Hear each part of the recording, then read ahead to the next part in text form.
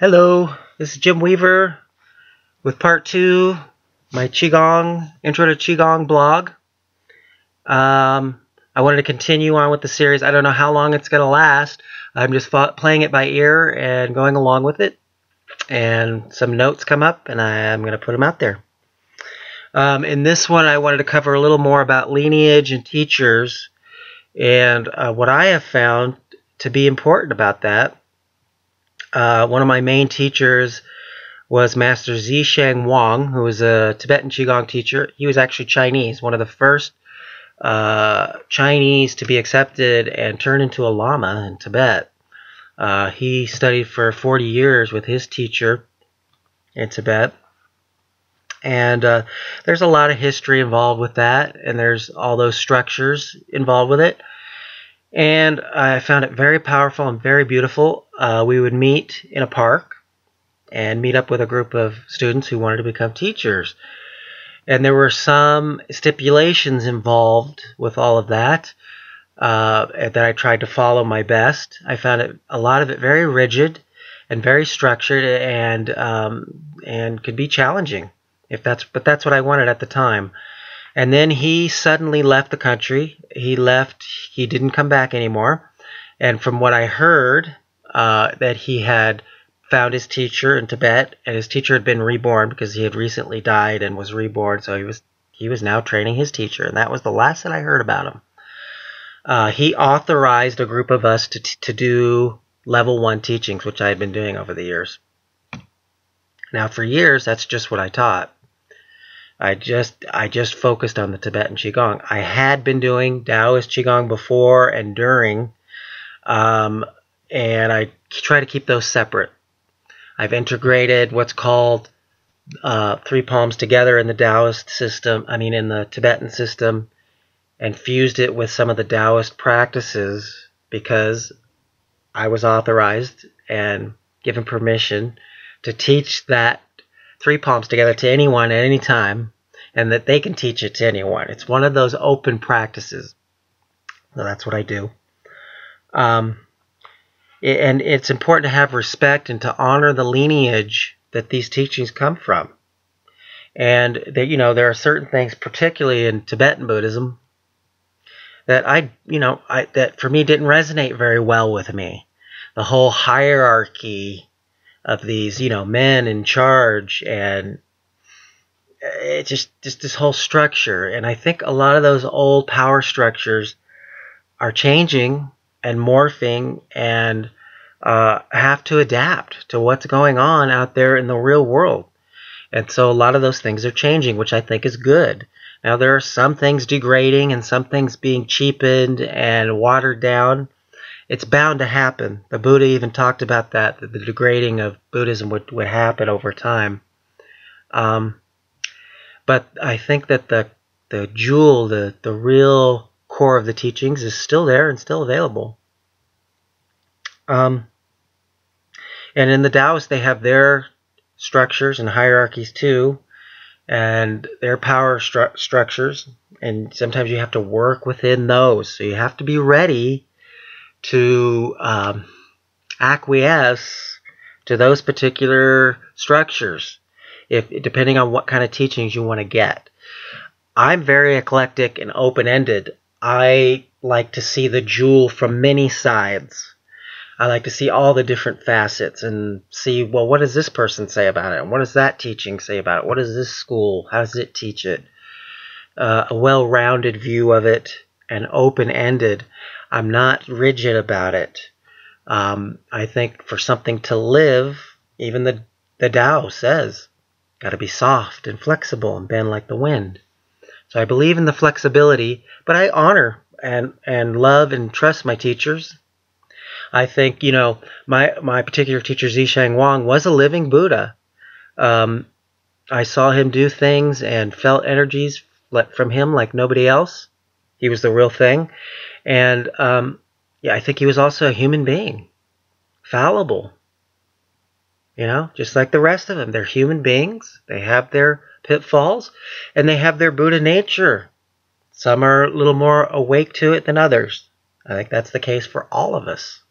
We're all there. We're all Buddhas. So that's what I have to say about Tibetan Buddhism. Very powerful. Highly recommend the practice. The Taoist system, I really, really appreciate for its flexibility, its softness, its acceptance of all the different ways of doing things. It incorporates everything into the whole system, takes into account everything. Like, for instance, the sexual energy. You take that prime material of sexual energy and transform it into a beautiful living structure of energy, and it bridges heaven and earth, bridges those energies, and you are using that pool of sexual energy to water the tree of life, to form those beautiful fruits of spirit. It's one way of putting it into a metaphor. It's what I appreciate the Taoist system. It's very poetic, very beautiful, very powerful, very soft and subtle. There are hard styles, and there are, it can relate to different systems. Kung Fu and martial arts, Tai Chi. You can use that energy to fortify those arts. So there are branches of Qigong. There are the seed of Qigong in a lot of those teachings, because that's what Qigong is the basis for most of those teachings. The original forerunner of it, to build that energy body up, to strengthen it. That's how you're able to, break a board or break a brick on your head, or they can have cars run over their bellies because they can balloon themselves up with Qi. It's also called iron shirt. You build this armor of Qi around you, and through you, you fill yourself up with it. So different. I don't teach those styles. I'm into healing and meditation and spiritual development. Really, I find that to be what's the most necessary right now. I think there's enough fighting going on out there. Let me look at my notes here. I talked a little bit about dual cultivation or sexual energy. I'll be getting into that also, different aspects of it. It's not for the prudish, because I'll be talking a lot about different body parts and functions, different areas of sexuality, different functions of the energy, how to cultivate, to circulate, to raise that energy up, to feed the higher centers, and to fortify the entire energy body. Eventually, you can do it with a partner too, and if you're both doing it with your sexual partner, your lover, it's just that much stronger. Makes it that much more powerful. It can be challenging. Things can come up. It can release a lot of emotional baggage, which is really good in the end. So just get ready to do some introspection and inner work, looking at what's going on with yourself or with your partner, because stuff is going to come up, which is good. Yeah, things are clearing out. You want to clear out the whole system. But there's nothing like it. You can really reach very high ecstasy energy with it, and there's a lot of different schools and styles with it. But basically the idea is to take that sexual energy and raise it up and transform it and use it and build it, and be in that ecstasy all the time. And it's some people claim, oh, you can't use sexual energy for high spiritual development. Well, they're wrong. You can. And that's what I like about the Taoist system, is that they believe everything is alchemical and can be used to raise your awareness, to awaken to yourself, your true self. So that's what I enjoy about it, and I'll be getting into that.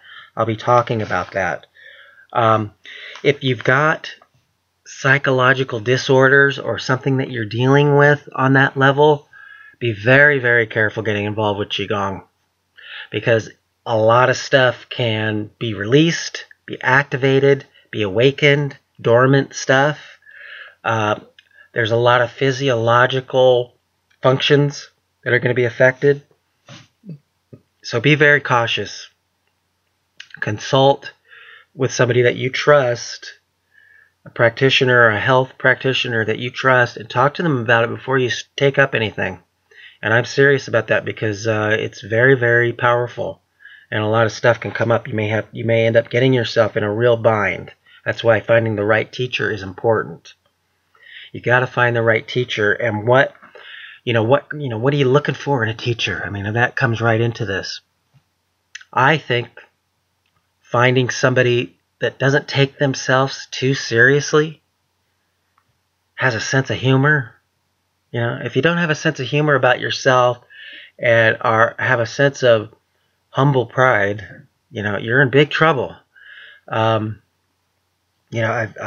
met teachers that write a lot of books and they've got huge crowds of people around them all the time, and they're, very popular. Some of them are very sweet people. They're very sincere. They really are like that. It's like, yeah, that's how I want to be. Some aren't.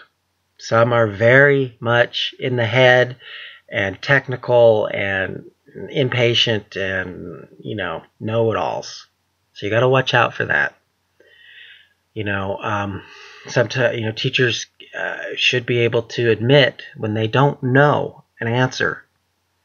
Be humble enough to, I don't know that answer, sorry. Or even be able to suggest other teachers or other places to go to learn. For myself, my main concern is to get the student in touch with their chi and the chi of the universe. That's it for me.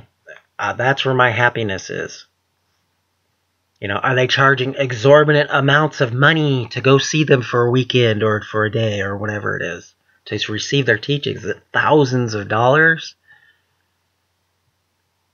I mean, for myself, it's whatever you can afford, even if it's nothing. If you really want to learn, you can come to my classes. If you've got something to share, whether monetary or otherwise, I'll take it. Whatever it's worth to you. I think that a lot of these things that are offered to people for these incredible amounts of money is over the top. Now, this came up a lot in different Qigong groups that I belong to. What do you charge? How do you come up with a base price for something? And I don't think that's the problem. I don't think there should be a base price.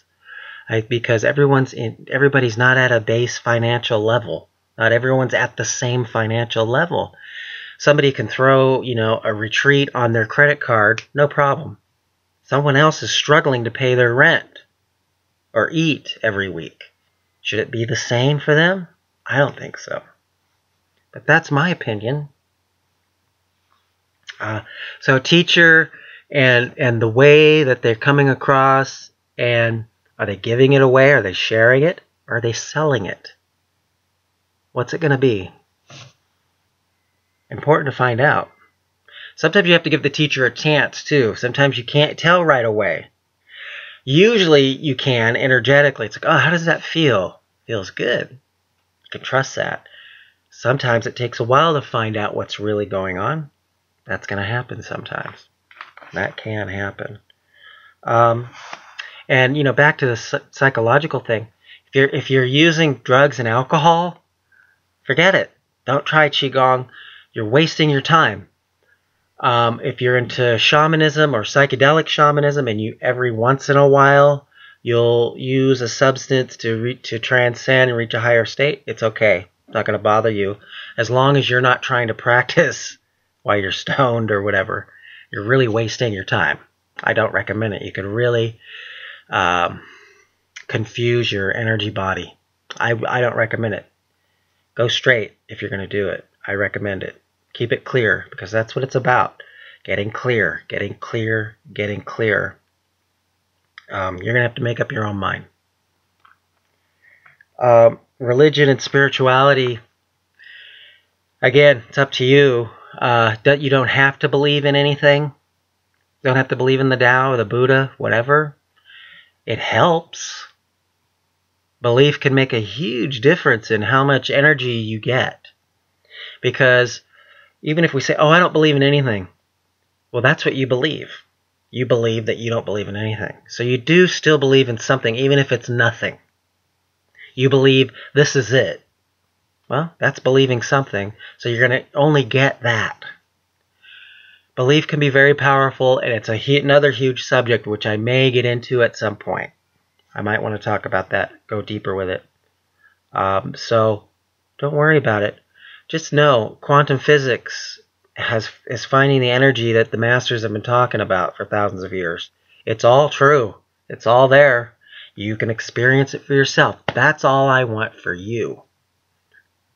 Experience it. Drink it in. Live it. Love it. You'll love it. I guarantee it.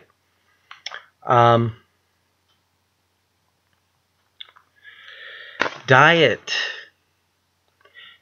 I can't recommend this enough. Eat stuff that is good for you, and again, different body types. You're going to be different. My needs are going to be different from yours. It's all completely individual. Study your diet. Look at what you're eating. Become aware of how you're eating. Are you happy and joyous that you're eating? Thankful? Do you have a sense of gratitude? Do you pray over your food, which I highly recommend? Food and water. They are responsive. All those molecules. It's just molecules and energy. What are you intending when you're eating? You're in a bad mood, you're eating? Don't eat. You cook the food and you're in a bad mood? Don't eat it. Somebody else? Don't eat it if they're in a bad mood. As I've been a vegetarian for over 30 years, and that worked for me. I don't have any problem. I gave up even eating animals. It may not work for you. You don't have to be a vegetarian to practice Qigong. Can you actually eat whatever you want? One of my teachers said, don't worry about diet. It'll follow as you get into the energy will guide you, which I recommend also. As you get into the practice, your organs eventually will let you know what you need and not need anymore. So trust that. But for now, look at what you're eating, how you're eating. It's important. You've got to be aware of what's happening in your body. Very, very important. So enjoy it and love it. Love your food. Very important. Put that good, positive energy in it. Even if you're eating ice cream, you're having a good time, and it's just for fun. And that's okay, too. Bless the ice cream. Love the ice cream. Wow, this is so good. I love it. Thank you so much. Thank you, stomach and digestive system, for letting me enjoy this. It can make a huge difference. They're just simple things that you can do. Qigong is related to Feng Shui because basically Feng Shui is Qigong for your environment. You're putting things in order so that the energy can flow through. They were once part of the same system. Acupuncture too. What are you doing with acupuncture? You're stimulating the meridians for the qi flow through those meridians, those rivers of light and energy in your body, the life force. You're just putting them back in order. You're putting the balance back in. Qigong is like giving yourself an acupuncture treatment. Very similar. All those schools were connected. Are connected. They split up. The yoga system happened too. Now it's just hatha yoga. You see a lot of hatha yoga, but there's all these other branches and trunks and roots connected with it that go along with it. So they're just getting one sliver of it. It's the same with Feng Shui. It's the same with acupuncture. A lot of Qigong too. You're just getting one branch of a whole tree. Look into it. Research it. See what else is there. You might find an aspect that really resonates with you. Go with it. Keep the Qigong, because most important is to get yourself in balance and harmony. If you can get yourself in balance and harmony, you can get your environment a lot easier in harmony. So I would do that. And keep yourself healthy. Keep up on it and keep prevention. Prevention is the best medicine. Prevent yourself from getting sick and being unhealthy. Being unhappy, really, is what it's about. Qigong will do that. If you're sick, you can practice. Yep. Even when you're sick, light, go slow, take your time, keep it simple.